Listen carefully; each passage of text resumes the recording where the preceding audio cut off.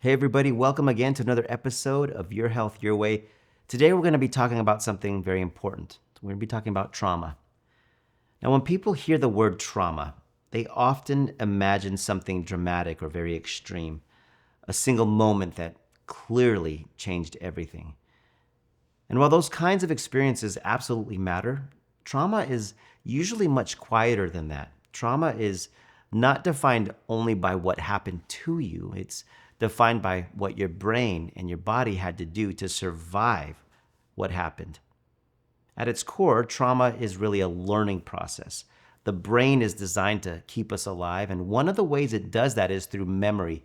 Not just memory in the sense of recalling events, but memory in the sense of learning patterns.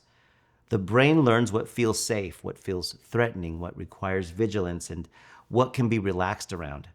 These lessons are learned automatically, often very early in our lives and without our conscious awareness. This is why people can find themselves reacting strongly to situations that don't seem to match the intensity of the stimulus. Why anxiety can show up without a clear cause, why certain relationships, environments, or even successes feel uncomfortable.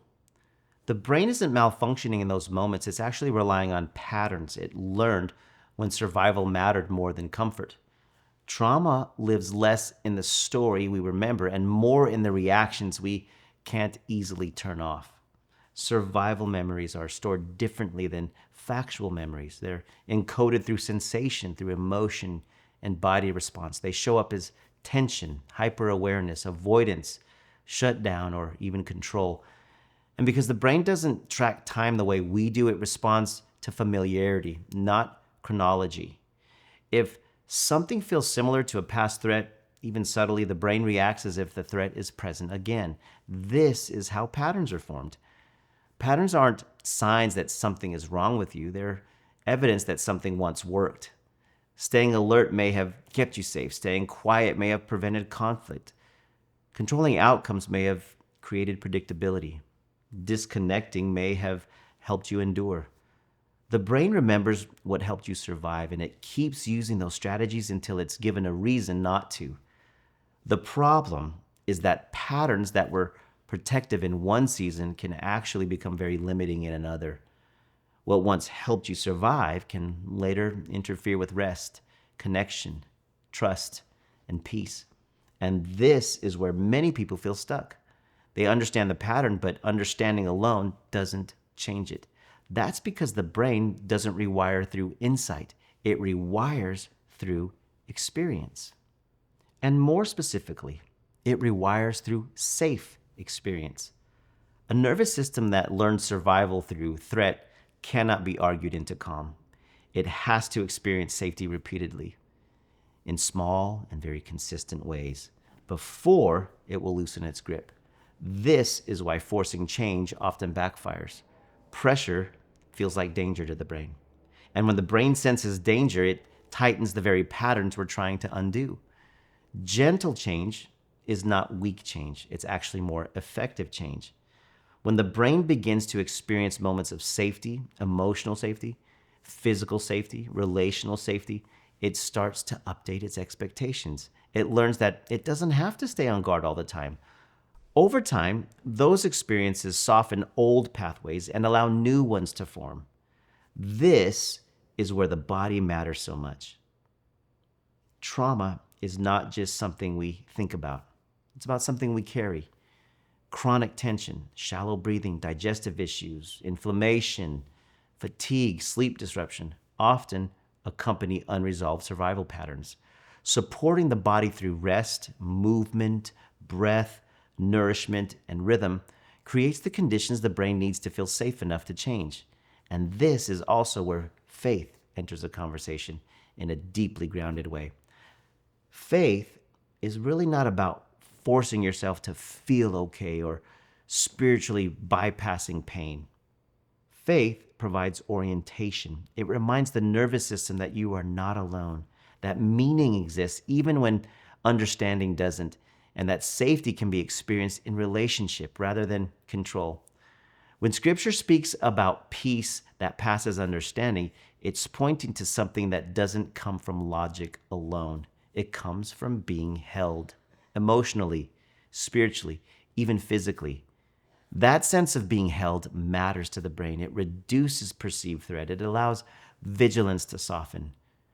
Renewing the mind in this context is not about erasing the past. It's about allowing the brain to learn that the present is different. It's about helping the nervous system experience consistency, compassion, and truth over time, so it no longer has to rely on outdated survival strategies.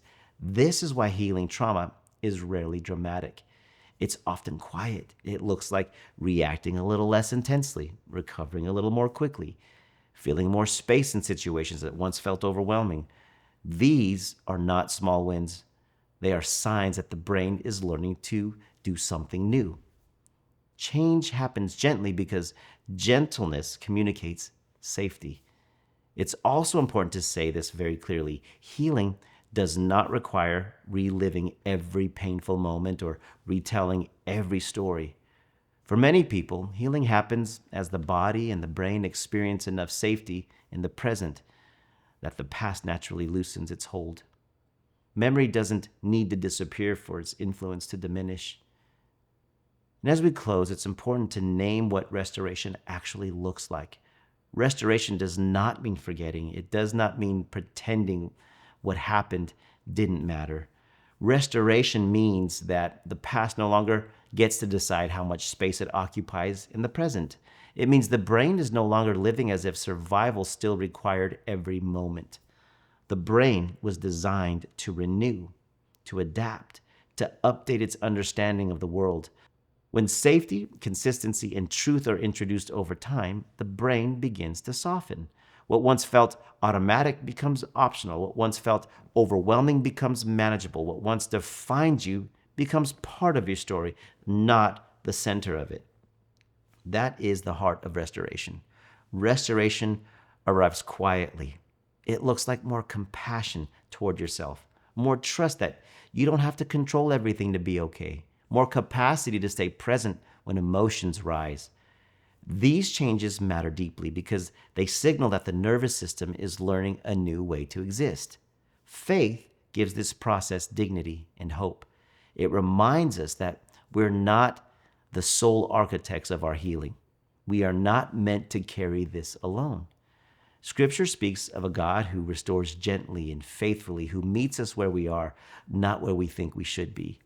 Grace makes room for healing that unfolds slowly. If you recognize patterns in yourself, ways of reacting, avoiding, controlling, or disconnecting, let that recognition be kind. Those patterns once protected you. Thank them for what they did. And when you're ready, begin offering your brain something new. You are not behind. You are not broken. You are allowed to heal gently. Restoration happens when the whole person is supported, body, brain, and spirit, when root causes are addressed, when safety is restored, and when meaning is allowed to guide the process. The brain updates, patterns soften, capacity expands. Healing is not something you force. It's something that happens when the conditions are right.